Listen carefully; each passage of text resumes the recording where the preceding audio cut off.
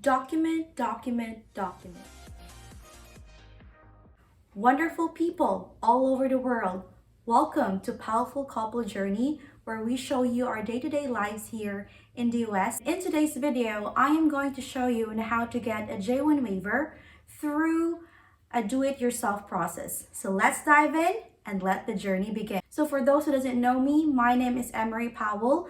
I started as a J1 teacher here in the US since 2019, and I am so blessed to got a waiver and then eventually got a green card. My journey is not easy when I started here in the United States of America as a teacher. We all know that there are lots of challenges that we have to face as a teacher, especially if you are a J1. One of the challenges that you have to face is not only you are subjected to a 212E rule, but you also have to perform as an international teacher and to guide the American students on how to do the curriculum that is presented to you by the Department of Education here in the US. There are challenges that you're going to be facing as a J1 teacher, most especially if you got a 212E rule, or that is a home residency requirement that you have to go back to your home country to serve for 2 years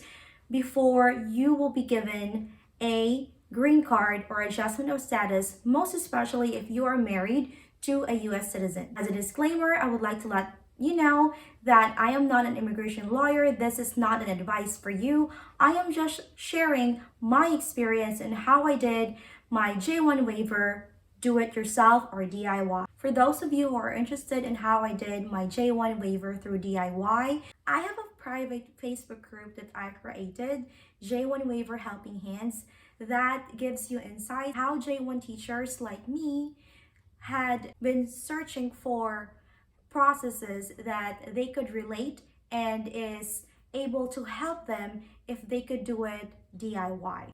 I started my J1 career through applying in September of 2018. I got hired here in the US June 2019, and I was able to fly in Florida to teach in August of 2019. In August of 2019, I started my journey as a J1 teacher, and I love teaching. It is my passion to teach the kids, and I was able to demonstrate and showcase what is the culture in the Philippines to my American students. I came here in America as a single Filipina, and I am so blessed that I was able to meet a Christian American, which is now my husband, in December 2019. I arrived here in August 2019, and I met my partner, which is my boyfriend during the time, in December of 2019. During the time, this is the dating stage, and we were getting to know each other, and also we are able to exchange letters, and he is so sweet. As an American, he always gives me flowers, and everything has been documented. As I say, document, document, document. It's very important to document during the time, and of course it's going to be like memories for you to remember. Since I live in the south of Florida and he lives in central Florida, and we have a lot of Filipino friends that we already had encountered in Central Florida, somebody, a Filipina, encouraged me to come here in Central Florida and teach. I was encouraged because my boyfriend, which is now my husband during the time, is also living here in Central Florida, so I sought some schools in order for me to teach. Then I made sure that the place that I'll be teaching is just closer to his area, that way we could see each other. Our relationship is legitimate, and I wanted it to be real, and it is a genuine love, so we have to make sure that we are doing it the right way. My husband, which is my boyfriend during that time, is very helpful enough to help me learn how to drive here in the US. We have all the documentations, and also he had helped me to get my car, which is like a joint filing during the time because I don't have my driver's license yet. I still have my student license during the time. The moment we got our car, it's under his name and under my name. I am paying for it, but then again, it is like joined together. So I was able to document that as well during my process with the USCIS and Department of State. So our dating stage is from December 2019 to December 2020. And in December 2020, he finally asked for an engagement. I'm so excited during the time. So we really made sure that everything is set and getting to know each other is finally done, and we are really looking forward to be together in the United States of America. In December 2019, I was able to meet my partner, which is now my husband. We got engaged in December 2020, and then we had the chance to have a joint account. During that time, I know in my heart that I wanted to stay here in America. I had a 212-year-old stamp on my DS 2019 and in my visa. So I've read the details about it. Research is very important. You have to know what are the situations you have and what are the things you might encounter during the process. We got a rental house together, and it was placed in both of our names, and it is also documented. Document, document, document. I will always say this: you have to document every single detail that you have joint ownership or co-signed together. Then by April 2021, we got married in a church. It is very important to get married in a church. That way they not only tell that you had a legitimate relationship, but your pastor could also vouch that your relationship is really real. And our pastor eventually gave us a letter during the time that we attached to the paperwork that says, we are a couple, we are serving the church, Crossroads Church, here in Central Florida for years, and he has seen our growth spiritually, emotionally, and together as a couple. What are the documentations I had in order for me to get a J1 waiver? Timeline. You have to know your timeline, especially with our extension. With the extension, I was talking about the 3-year extension. I got married in my 3rd year as a J1 teacher. I was very careful to not tell my visa sponsor that I got married, because I've heard some other information. They might not extend you for another 2 years, and that 2 years is very crucial because you have to make sure that the 2 years is used for you to process all your papers. So what are the forms that we have to make sure we have it together? The form I-130, which is the alien relative. The form I-130A.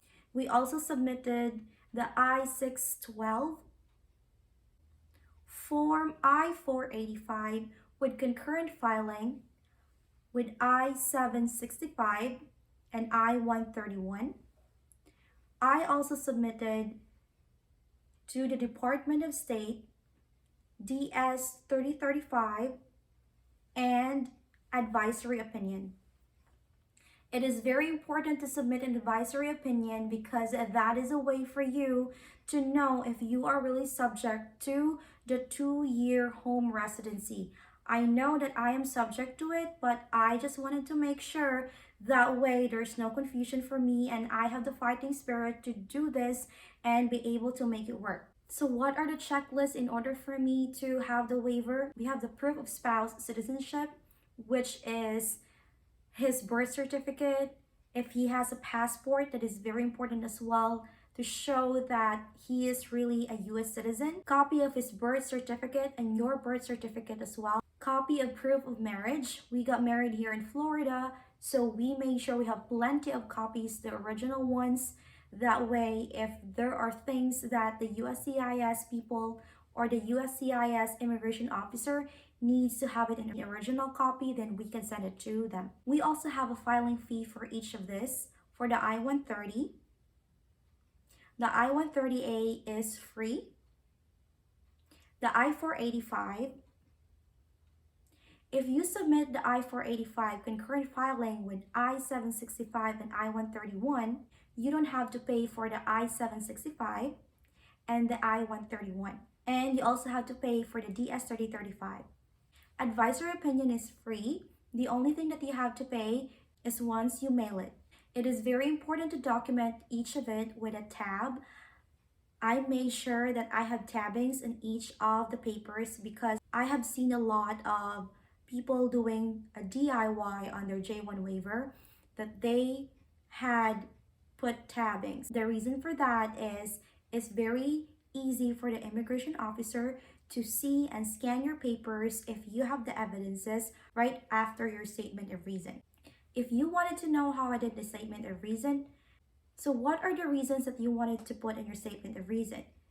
It is not very simple, but if you know your current situation, you can really tell. Just like the I-612, which is the waiver, you have to know if you have all the hardship, extreme hardship that you will be facing if you will go home to your home country by yourself while your US citizen spouse is staying here in the United States, or both of you will be going back to your home country for 2 years.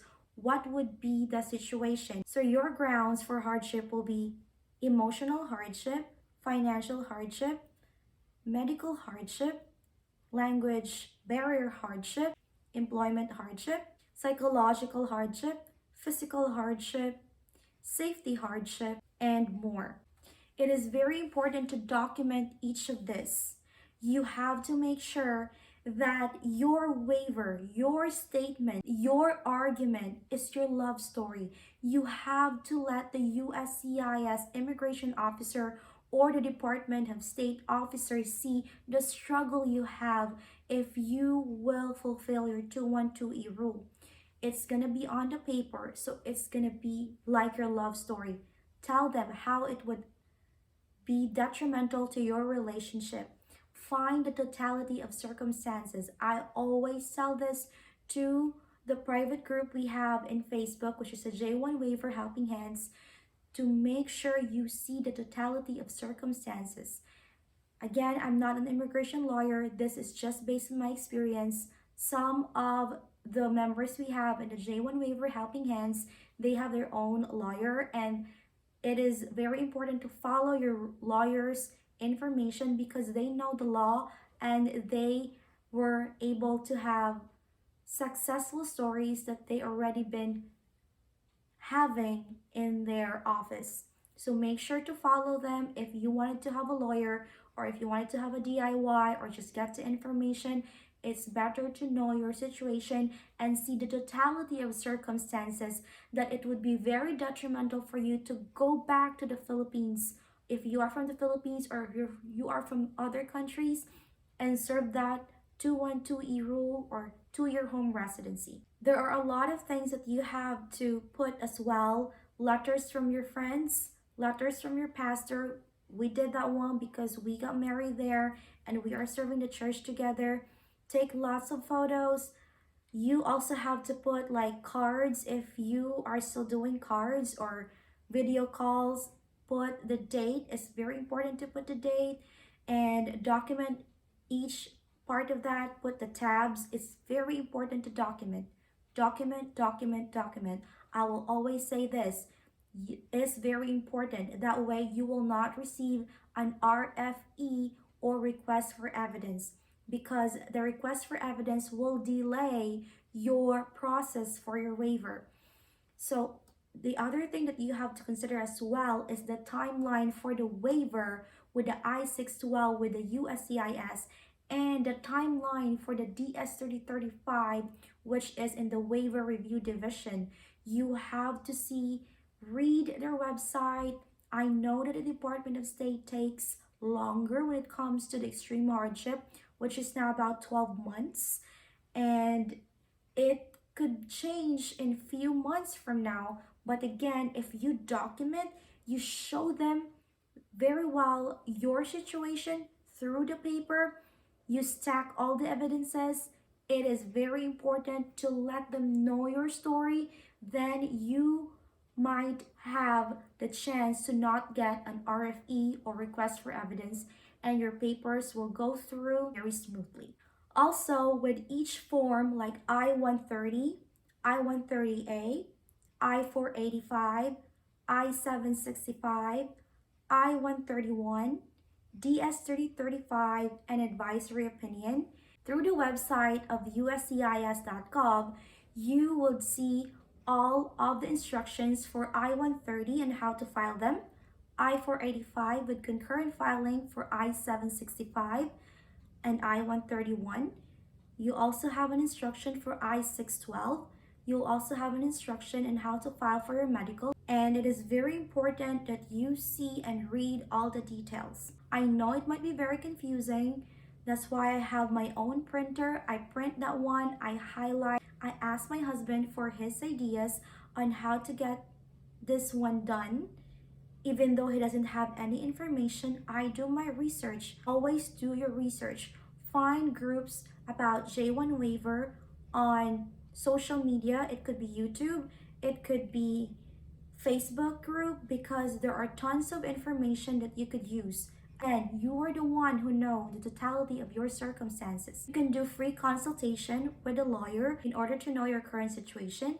And if you are compelled to do a DIY or do it yourself, then make sure all the documents mentioned here are done according to your situation and to your story. So if you haven't subscribed already to Powerful Couple Journey, please hit the subscribe button for the YouTube algorithm, and I will make sure to make more videos on the step-by-step process on how to get a J1 waiver with 212E rule to green card. Believe in God and you will succeed. See you next time. Bye. God bless.